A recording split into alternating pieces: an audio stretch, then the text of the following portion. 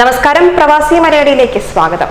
ഇനി ഒരൊറ്റ വിസ കൊണ്ട് സൗദിയും UAEയും സന്ദർശിക്കാം. യൂറോപ്യൻ രാജ്യങ്ങളിലെ ഷെൻഗൻ വിസയ്ക്ക് സമാനമായ സംയുക്ത വിസ അനുവദിക്കാനാണ് സൗദിയുടെയും UAEയുടെയും നീക്കം.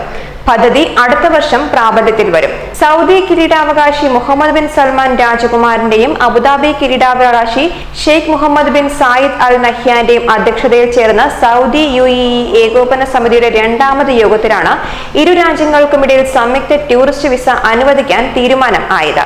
ഇതിനായി Saudi commission for tourism and national ഹെറിറ്റേജും UAE സാമ്പത്തിക മന്ത്രാലയവും നടപടികൾ സ്വീകരിക്കും. അടുത്ത വർഷം സംയുക്ത വിസ അനുവദിച്ചു തുടങ്ങുമെന്ന് UAE സാമ്പത്തിക കാര്യമന്ത്രി സുൽത്താൻ അൽ മൻസൂരി വ്യക്തമാക്കുകയുണ്ടായി. ഇരു രാജ്യങ്ങളും വിനോദസഞ്ചാരികളുടെ എണ്ണം വർദ്ധിപ്പിക്കുന്നതിനും ദേശീയ സമ്പദ് വ്യവസ്ഥയിൽ വിനോദസഞ്ചാര മേഖലയുടെ സംഭാവന വർദ്ധിപ്പിക്കുന്നതിനും ഇതിലൂടെ സാധിക്കുമെന്നാണ് വിലയിരുത്തുന്നത്.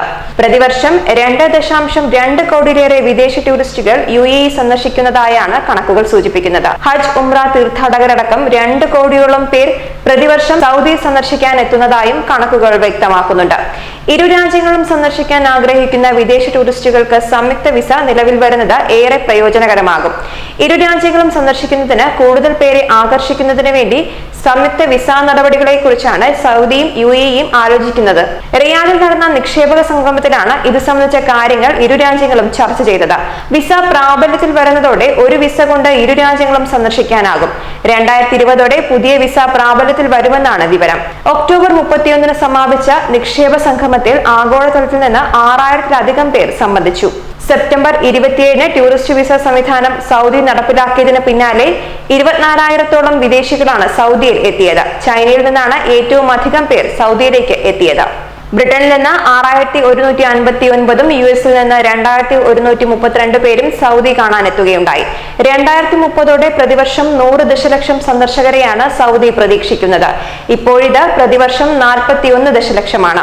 എണ്ണയിതര മേഖലയിൽ നിന്ന് വരുമാനം കണ്ടെത്തുന്നതിന്റെ ഭാഗമായാണ് സൗദി ടൂറിസ്റ്റ് സമ്പ്രദായം നടപ്പാക്കിയത്. സൗദി UAE പ്രതിനിധികളുടെ യോഗം വിഷയം ചർച്ച ചെയ്തിരുന്നു. അന്തിമ തീരുമാനം എടുത്തിരുന്നില്ല.